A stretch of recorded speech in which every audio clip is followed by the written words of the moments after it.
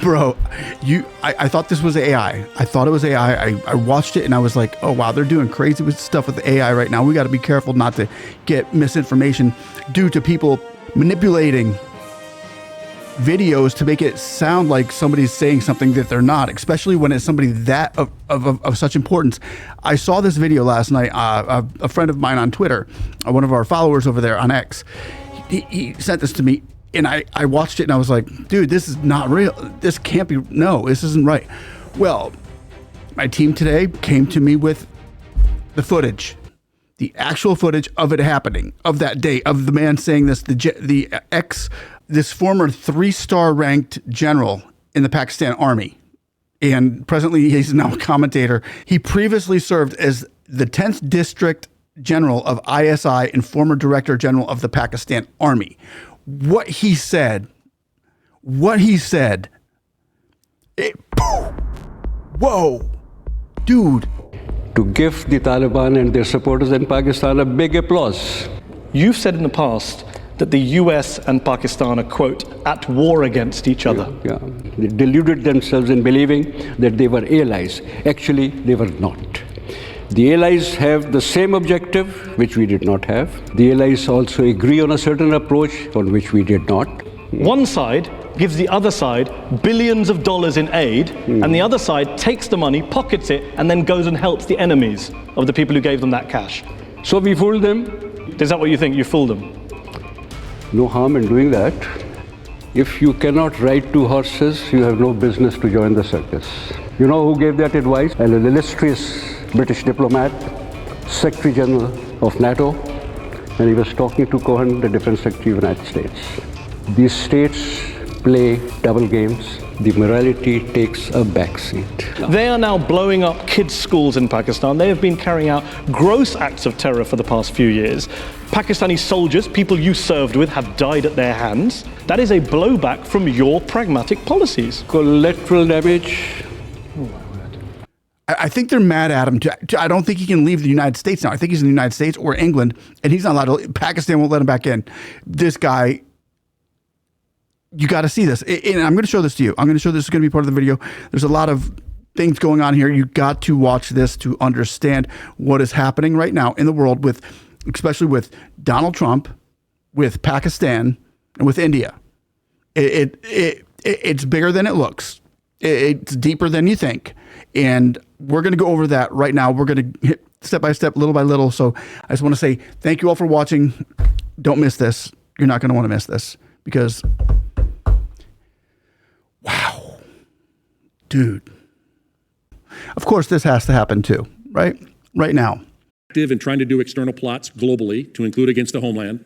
Right now, what we saw is the Taliban, in going after ISIS-K, they hate each other, pushed a lot of them into the tribal areas on the Afghan-Pakistan border. Through a phenomenal partnership with Pakistan, they have gone after ISIS-Khorasan, killing dozens of them. Through a relationship we have with them, providing intelligence, they have captured at least 5 ISIS-Khorasan high-value individuals. They extradited back Jafar, who was one of the key individuals behind the Abbey Gate bombing. And the first person he called, Chief of the Army Staff Munir, was me, and said, I've caught him, I'm willing to extradite him back to the United States. Please tell the Secretary of Defense and the President. This right here is clearly notes taken out of the Democrats' playbook. And it's weird seeing Donald Trump using the Democrats' playbook. But this is called rebranding. Rebranding. Pakistan needs a new face, right? They need another kumbaya moment. And this is how it begins. This is how it changed the ugly duckling into a beautiful swan, clip by clip. Until the media regurgitates all this crap that we end up swallowing and believing.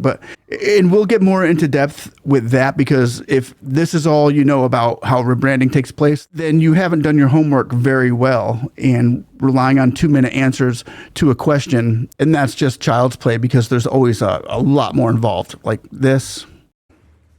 South Asia recently avoided a costly conflict with Vice President Vance and Secretary Rubio intensely engaged on the issue. If confirmed, I will continue to promote longstanding U.S. security interests with India and Pakistan through the pursuit of peace and stability and the fight against terrorism. So yeah, as far as those 2 clips go, that's child's play as compared to what's actually happening there, but that's not what this video is about. So our team is going to do our due diligence, and we'll get the meat and potatoes for you of that script being written to tame the masses through media quick clips. But as I said before, many people out there would just rather be amused than educated and would rather feed off the symbolism over the substance, turning themselves into their chatterboxes instead of reasonable individuals who have invested into deeper truths. So, however, we will bring you up to date on the dealings behind that I just showed you. So stay in touch. Please join us, comment, share, and share your thoughts as well with us and with others, please.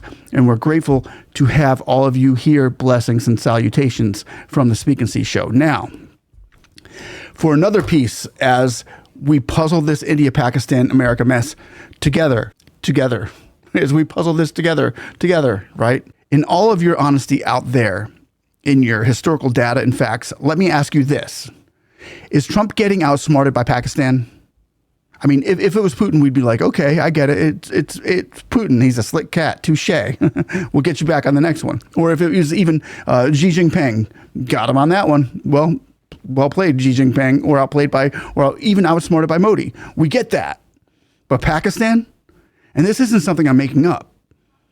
Actually, not even Joe Biden was outsmarted by Pakistan. Biden even sanctioned Pakistani entities that were involved in ballistic missiles programs, and the Biden administration had previously sanctioned entities in other countries supplying applicable missiles to Pakistan. But Trump seems oblivious to this. Or is it that his family owns the 60% of the cryptocurrency that Pakistan is invested in, when actually he gets 75%, ladies and gentlemen, not 60. Trump gets 75% of that. So don't forget about Kushner and a couple others that are involved, as well as Gentry in the business realm. Or it could be that his friends are just making billions of dollars in real estate deals in Pakistan. And then we look at the timing of it all. We have to look at the timing of it all. And as many friends and allied countries that were rejecting Trump on what they deemed to be like abusive tariff measures, Trump had no one jumping on his wagon. So there went an olive branch, it looked like, handed over to Syria and Pakistan and other countries that had usually been avoided by the U.S. suddenly became business partners, like overnight. I mean, when you think about it, Trump's not stupid. He's a very smart man, especially at business. But to do business with terrorists at the expense of American safety and the world's safety, well, that's a conflict of interest that nobody voted for. And many of us, many Americans and people around the world want some answers from their wonderful president who they feel is screwing them and their friends in India, for that matter, and Israel too. I mean, what are you doing? What's going on, Donald? I'm not going to sit here and bash Trump. That's not my gig. That's not how I do it. I voted for him, and I take responsibility. I have to take responsibility for his actions now. But he never said anything about dealing with terrorists or his cryptocurrency ventures with Pakistan. And I think I'm saying, I know that we deserve a response. We deserve a response or some kind of answer to this newly born friendship that seems almost surreal to the world, yet alone Americans who stood by him through thick and thin. America voted for this Donald Trump. We can no longer be silent about Pakistan's safe havens for terrorist organizations, the Taliban, and other groups that pose a threat to the region and beyond. But Pakistan has also sheltered the same organizations that try every single day to kill our people. We have been paying Pakistan billions and billions of dollars. At the same time, they are housing the very terrorists that we are fighting. And then we hear his friends at Mar-a-Lago saying this. A country called Pakistan. Let me tell you, this is a very pro-Trump environment. And all they want is peace. I looked in their leaders' eyes, and all they wanted was for that American eagle to come there, do great things, and partner together. These people have sacrificed so much for America. They are literally on the front lines in that part of the world and have lost tens of thousands of people to terrorism. They know terrorism just like Israel does by living it on the front lines every day. It's so stupid because anyone who knows a little bit about Pakistan and Israel is that Pakistan wants Israel off the map. They don't even recognize Israel as a state. Look at this passport. Check it out. You can fly anywhere in the world except Israel. Pakistan is not our friend. They're supposedly an ally. And what I'm going to show you now which is that Pakistan has always played the ally with America, but was never a friend. And it's one thing to hear it from India or Modi or Jaishankar or Tharoor, but it's another thing to hear that message straight from Pakistan's former ISI General Assad Durrani himself. He didn't just expose himself and Pakistan's playing the United States like a harp, he bragged about it. So get ready. Oh, and please forward this to Team Trump. So please grab yourselves a drink, like and subscribe, because this one's a doozy. General Durrani, with the benefit of hindsight, if nothing else, do you now regret the role that Pakistan, in particular, Pakistani military intelligence, the ISI, that you were once in charge of, played in giving the world the Taliban? What we did was the requirement at that time. Still today, I won't say that one regretted it. One played the card as it was to be played. Given what we've seen happen in Afghanistan since the fall of the Soviet Union, the Afghan Mujahideen, etc., you look back and say, if I could do it again, I'd do it the same way. You were in charge of a lot of policy at the same time. Would have done it a little better job, certainly. No doubt about that. When you say better job, you would have given us more Taliban or less? No. The Taliban emerged because after the Soviet Union, the Mujahideen were not entirely up to the task. So that is how they evolved. But since the fall of the Soviet Union, in fact, right up until very recently, depending on who you believe and which reports you read, you have been backing the Taliban in Afghanistan. The only reason they've managed to make a comeback is because of support from the Pakistan government, military, ISI.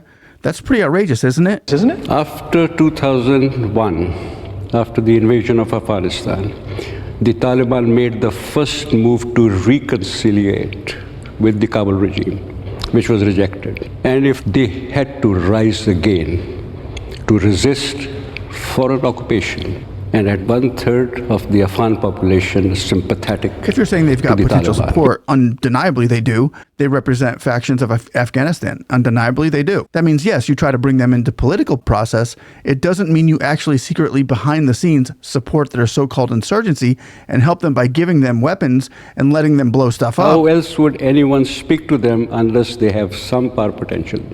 Unless they can show the ability, as I said, So 2002, if you reject them, you are out. So it's old-fashioned. You no longer count. It's old-fashioned. Ends justify the means? Is it old-fashioned? Well, modern. Oh, I thought it was very modern. Unless a party is in a position to play a role, no one is going to talk to them. This talking from a position of strength is a big myth. Hold on. You seem to want it both ways. On one hand, you're saying we had to talk to them because they had so much support when we gave them weapons to blow stuff up. It's a bit contradicting. If a ragtag militia of 25,000 insurgents, with the help of a state which is considered to be either failing or faltering or fumbling, like Pakistan, if they can achieve this particular status, then the least that I expect from an audience like this, in a country where, they talk about the spirit of Eton and Harrow, to give the Taliban and their supporters in Pakistan a big applause. Applaud the Taliban. Well, Absolutely, because they have... Well, you talk about resisting foreign occupation. Let's just break that down. According to the UN, of the 3,000 or 4,000 people who were killed in Afghanistan last year, the Taliban killed 75% of them. Is that what you want us to applaud? How many were killed by the occupation forces? Well, over less the than, last? well, 75% were Maybe a killed by the little Taliban. less, maybe a little less, but I'm not contesting the figures. 75% of civilian casualties were caused by the Afghan Taliban. You want us to applaud that? This is the nature of this war. It's futile to say they should have killed a few less, but in this type of warfare, people would die. You're talking in a very sterile way, so let's just break this down. Are you saying that it's justified in this war for the Taliban, as they do, to blow up schools for kids? Yes or no? I'm not justifying anything. Sounds like you are to me. I'm not justifying anything. I'm just trying to explain. You've said in the past that U.S. and Pakistan are, quote, at war against each other. Yeah. Is that still your view? Yeah. This was a big illusion on part of, let's say, Pakistan. They deluded themselves in believing that they were allies. Actually, they were not. The allies have the same objective, which we did not have. The allies also agree on a certain approach on which we did not. You use the phrase that America and Pakistan are at war. The reason I bring this up is it's a funny sort of war in which one side gives the other billions of dollars in aid and the other side takes the money, pockets it, and then goes and helps the enemies of people who gave them that cash. That's a weird sort of war. I think we got much less money than we should have. Okay.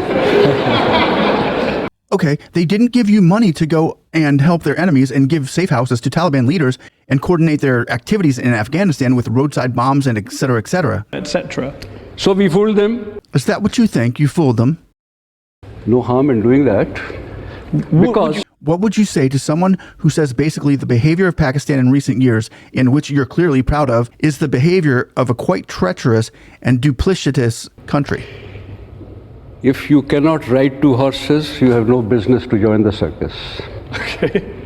You know who gave that advice? No. Lord Robertson, who was an illustrious British diplomat, Secretary General of NATO, and he was talking to Cohen, the Defense Secretary of the United States. These states play double games, and if we did it successfully, I suppose this is again in the nature of this thing. Okay. Do you regard yourself as a moral man? If it is concerning an individual's act and an individual's interest, then I suppose morality counts. But in the statecraft, the morality takes a backseat. You suggest that this is about statecraft. It's about playing games. It's about riding horses. If you said, you know what, we don't want morality, we get things done. The problem is you don't get things done either, even on a practical level. What you're doing hasn't worked. So take, for example, the Pakistani Taliban and the so-called TTP, who are an offshoot inspired by Afghan Taliban. They're now blowing up kids in schools in Pakistan. They have been carrying out gross acts of terror for the past few years. Pakistani soldiers, people you have served with, have died at their hands. That is a Frankenstein's monster that you have created. That is blowback from your pragmatic policies. Policies. Collateral damage. There is a price to be paid for this type of game. It's a high-stake full game. Of kids is collateral damage. Right. High-stake game. Some people, like you believe that we created a few groups, the other side would also do that. No, this is the only way this game is going to be played. It doesn't happen that one side sits back and says, let's be clear. The morality demands, the morality Forget requires morality. As I that said, we... forget morality. How does it help you that the groups you once armed and supported are now attacking you? Is that what you planned? Is that what you're saying? You knew this was going to happen and you approve of it? The gain is that Afghanistan is more or less free of the foreign occupation. The gain is that Afghanistan can be reunited, reunified, and then whatever would be left with the TTP, one will have to deal with them. Nothing comes free of cost. This is not a game for the weak-hearted people. Would you describe the parents who lost kids in Peshawar in the school attack as weak-hearted people? No, they are not weak-hearted. I feel very strongly. I mean, I sympathize with them, except that I am just trying to It doesn't explain. sound like you sympathize with them. You said collateral damage was the school attack. That's which why is a I'm pretty describing. outrageous thing to say. I'm simply describing how these things happen. I do not have to justify anything. I do not even try and describe what is good and what is bad. I'm just trying to, for the benefit of everyone here, say how these things get done. Okay, so ladies and gentlemen, here we are, 10 minutes into the video, and there's another 35 minutes to go, 36 minutes and a half to go. So I'm going to go ahead and put the link down below. If you should go watch the whole thing. I'm telling you, it's worth the watch. So you know it now, and I know it. So Trump has got to know this, right? He has to know it, I would think. But maybe not. Maybe not. I mean, remember when he said the Pakistan conflict has been going on for 1,000 years? Well, when most people do know that the fact of the matter is Pakistan was just made a country in 47, 48? So they've only been around for a short while. Is Trump confused on this? Maybe he needs a refresher course, or maybe he's just lacking sleep. Maybe he was just lacking sleep that night. But I'm sure he's had some sleep since then till now. And we're still seeing and hearing about Trump's great friendship with the world's #1 terrorist country. Really. And he's not only buttering them up with ear candy and whispering sweet nothings in their ear, he's literally funding them as if they're stable and trustworthy, which they're neither of the two. Pakistan is so unstable that they were just threatening India with nuclear bombs last month after India blew up 9 other known terrorist outposts. And as far as being trustworthy, that video you just watched is just a scratch of the surface on how they've manipulated the United States for a little less than 1,000 years, but a long time to say none the least. Why wouldn't we be more apt to make deals with India, who's the world's largest democracy and their stability is ranked 4th in the world right now as far as value in being the world's fastest growing superpower? Or wait, did we just say something revelational or what? Maybe that's exactly why Trump can't promote India like he should be. Because India is the bigger threat of taking the number 3 spot soon. And that would bring them closer to the number 1 spot. Did the men in black suits sit down with Trump on this one? I remember what Vladimir Putin once said that seems to come to mind right about now. Is that presidents of the United States want to do something when they go into office. But after they get elected, nothing changes because they're not allowed to change certain things. Let's put some pieces of this puzzle together. Понимаете, я уже общался и с одним президентом США, и с другим, и с третьим. Президенты приходят и уходят, а политика не меняется. Знаете почему? Потому что очень сильна власть бюрократии. Вот человека избрали, он приходит с одними идеями, к нему приходят люди с кейсами, хорошо одетые и в темных, как у меня, костюмах, но только не с красным галстуком, а с черным или с темно-синим. И начинают объяснять, как нужно делать. И все сразу меняется, понимаете? Это происходит от одной администрации к другой. Вот что-то изменить – это достаточно сложное дело. Это, я говорю без всякой иронии. Это не потому, что кому-то не хочется, а потому что это сложно. Вот Обама. Но я сейчас не для этого пример этот привел. Я привел, потому что не все так просто. Но все-таки у меня есть определенная доля сдержанного оптимизма. Мне кажется, что мы по ключевым вопросам можем и должны договориться. It's all coming around to full circle now for a great conspiracy theory, isn't it? We have a theory. We have a conspiracy. It doesn't mean it's not true. It just means that things are looking like this could be possible and need more digging and testing and evaluation. Cryptocurrency, real estate, men in black deep states, sudden change of heart. And another thing we haven't brought up is a narrative being conceived? Because first time ever, we've heard Trump say good things about Pakistan on a constant basis. So there's the new narrative in the Chapter 47 story that they're trying to tell us. Will this be the downfall of his legacy, outsmarted by a country known for producing terrorists in the world? That's pretty bad. Which one will be his downfall? Will it come by way of Donald Jr. and Eric Trump and Kushner? Will it come by Gentry? Will it come by Men in Black? Will it be the narrative gets exposed? Or will it be Pakistanis' war cry blackmail threats of how Pakistan cries, we have nukes, we're not afraid to use them? Or will Trump wise up, pull back, and join India in Operation Sindoor and the rest of the sane world nationalists with a zero tolerance for terrorists at all costs? Will he once again find that person whom he himself told us he was? This Pakistan playbook, they continue to do the same thing to the United States, tricking us over and over again, has to stop. They argue to us, saying they're victims of the past. They say, well, you can't keep bringing up the past. We've changed. We're different now. You know, it's like someone who gets pulled over for driving under the influence, drinking and driving for the 5th time. They get arrested, right? They get arrested. And after they fail another field sobriety test, the cop is bringing the drunk person to the cop car to put him in. And they start talking to the cop. You can't arrest me. I've changed. That was the old me.